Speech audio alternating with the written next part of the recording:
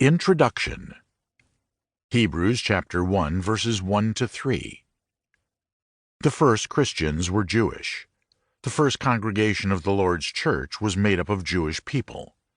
The first scriptures used to prove Christ as the Messiah were the Jewish scriptures, which we refer to as the Old Testament. It took approximately 10 years for the apostles to preach the gospel to non-Jews. Cornelius and his household, Acts chapter 10. In the first 30 years of Christianity, you could be a Hebrew Christian and still practice your Jewish faith and traditions, because the two religions were seen as different forms of the same thing. Eventually, however, this became more difficult for a variety of reasons. The Jewish religion became more hostile towards Christianity. Saul's persecution. Acts chapter 9 verses 1 and following. Conservative Jewish Christians wanted to keep Christianity within the context and control of the Jewish religion. Judaizers. Acts chapter 9 verses 1 and following. The Roman government began making a distinction between the two religions. They'd seen Christianity as a sect within Judaism.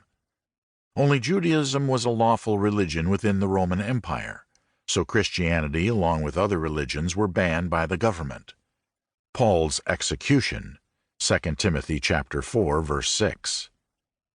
Because of these pressures, many Jewish Christians were faced with the decision to either return to their former religion or make a complete break with Judaism in order to fully embrace Christianity. They could no longer have it both ways. The letter to the Hebrews, therefore, was written to convince them that in becoming Christians they had made the right choice, and they were to persevere in that choice.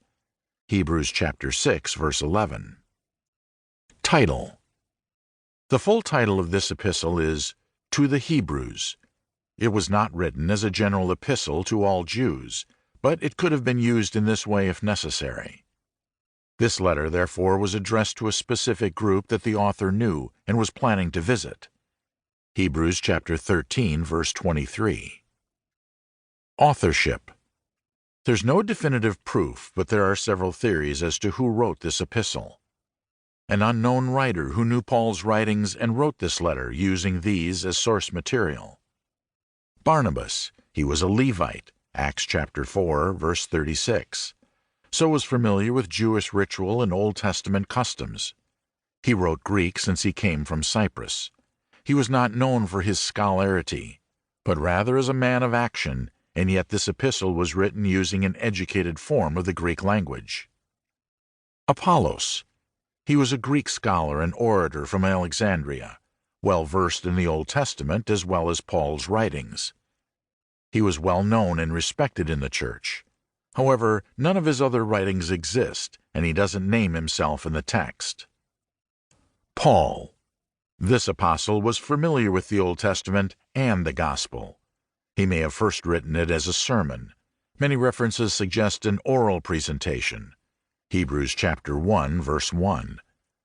All early church fathers, Clement, 156 A.D. to 211 A.D., Origen, 185 A.D. to 254 A.D., Jerome, 347 A.D. to 420 A.D., concluded that it was written by Paul.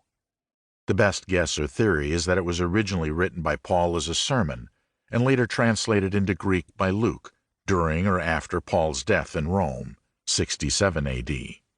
What we know for sure is that the writer knew his readers and their circumstances, knew Timothy, was well versed in the Old Testament and temple ritual, fully grasped the knowledge of who Christ was, and was an excellent writer. But, as Origen said after his study of the question, but who wrote the epistle only God knows certainly.